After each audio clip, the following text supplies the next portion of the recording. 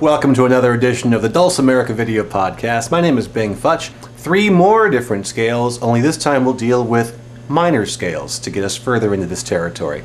But first, let's recap what we've learned already. First of all, we've got the whole idea behind the chromatic scale.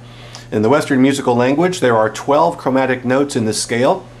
Each one of the notes are separated by a semitone or a half step. Of course, the dulcimer has a diatonic scale. Diatonic scale has 7 notes. 5 of these notes are whole notes or whole steps, and 2 of the notes are half steps or semitones. The very easy place to see the whole step, half step relationship on the mountain dulcimer starts at the 3rd fret. And if you pretend that you don't have a 6.5 fret here, noting that all of the wide spaces in between frets are all whole steps or whole tones, and all the narrow spaces in between frets are all half steps or semitones. And talking about the whole step, half step, whole step, whole step, whole step, half step, ignore that 6.5 fret and you'll see the relationship starting from the 3rd fret, whole step, half step, whole step, whole step, whole step, and half step. We talked a bit about the major scale, and we did our scales last time by playing across the strings in these boxes. For example, you can play a D major scale across the strings, starting with the open bass string, going up 3 frets, and then playing open middle string, and then playing 3 frets like this.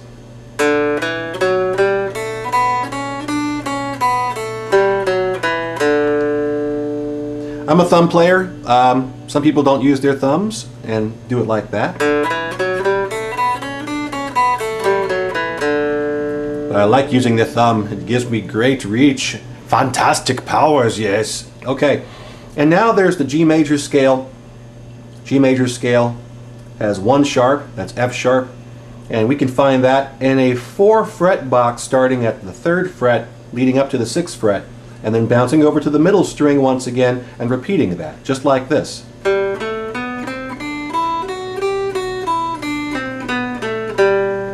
G major scale across the boxes, and then we've got the A major scale. That has 3 sharps, F sharp, C sharp, and G sharp, and it starts at the 4th fret, skips over the 6th fret, and uses the 6.5 just like this.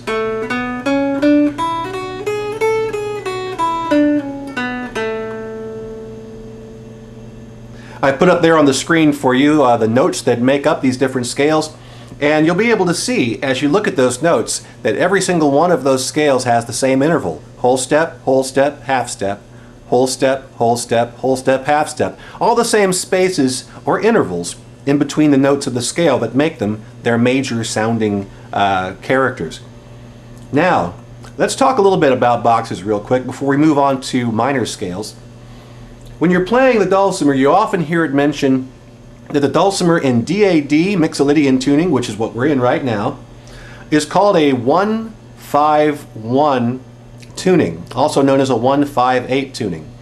We might get a little deep here for you, but stick with me. For every single note of the scale, there is a corresponding number called a scale degree.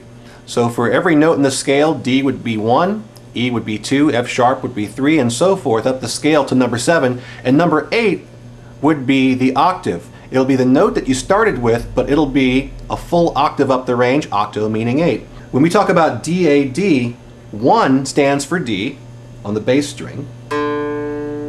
5 stands for the 5th note of the scale, which is A, and that's the middle string. There's our 1 and 5, and our 1 would come from being D again over here on the melody string.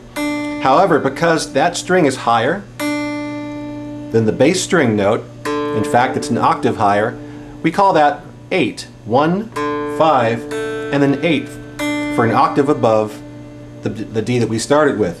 But I want to talk about those numbers because they have a lot to do with the boxes that you find on the mountain dulcimer. The reason that we can play across the strings from the bass string over to the middle string in boxes of 4 is because of the interval, once again, that the notes are from each other. For example, let's take a look at the G right here.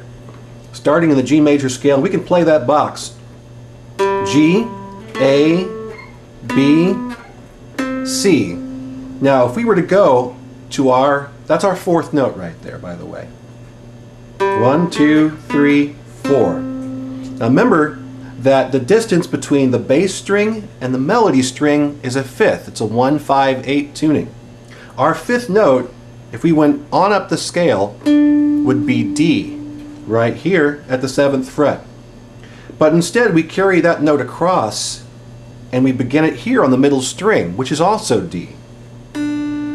So because the notes are a fifth apart, we can continue the scale by going 4 frets up and then skipping over here.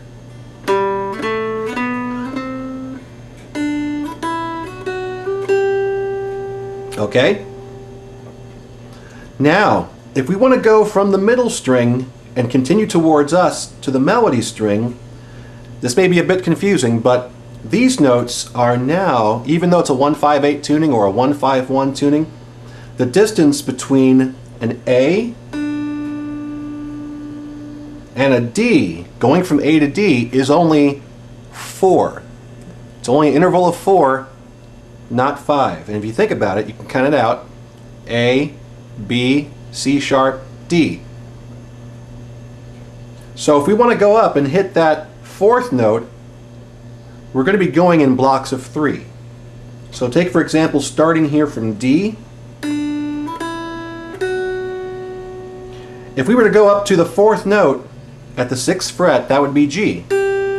Instead, we carry that 4th note over onto the melody string, which is also G. Therefore, whenever we're carrying melody from the middle string to the melody string, we do it in blocks of 3. And then we can continue our scale. That's called playing in boxes, and it gives you something that if you know a tune, or if you're not very familiar with a tune, it gives you some opportunity to do things a little bit differently as far as melody is concerned. Let's talk about minor scales. And again, scale degrees come into play here. For every major scale, there is a relative minor scale. Now, a minor scale in general means that the 3rd note and the 7th note of the scale are flattened. That means it's brought down or dropped down a half step. Just like when you sharp a note, it means you're taking that note up a half step. So a natural minor scale has a flat 3rd and a flat 7th. Every single major scale has a relative minor scale, and all you do is you start the scale on the 6th note.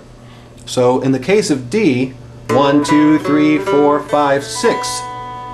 If we then start the scale from the 6th fret, we will be playing, with the first note there, a B, we'll be playing a B minor scale using the same notes as a D major scale, and keeping in mind the shape of our boxes as we go here, we'll be going.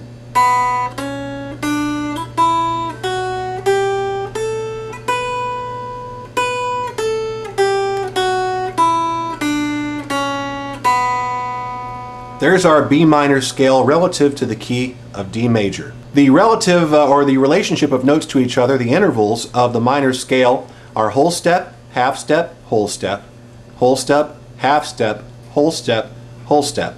So if we were to play a G major scale, right, and stop on the 6th note, there's number 6. We stopped on E. This would be an E minor scale, and playing it the easy way in a box where you can see it would be starting here from E on the bass string and playing a 4-fret box.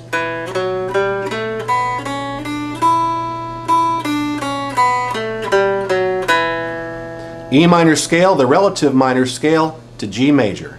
The F sharp minor scale, which is relative to A major scale being here.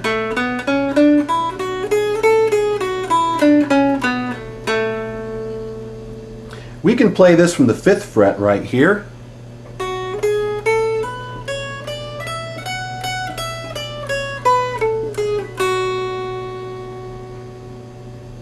Starting with F sharp, that's F sharp minor, and noting again our boxes.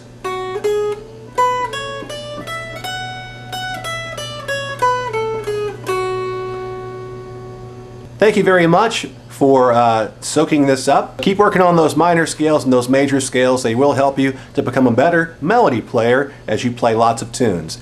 Happy holidays to you. Until next time, this is Bing Futch for Dulcimerica, signing off. Aloha, Nui Loa.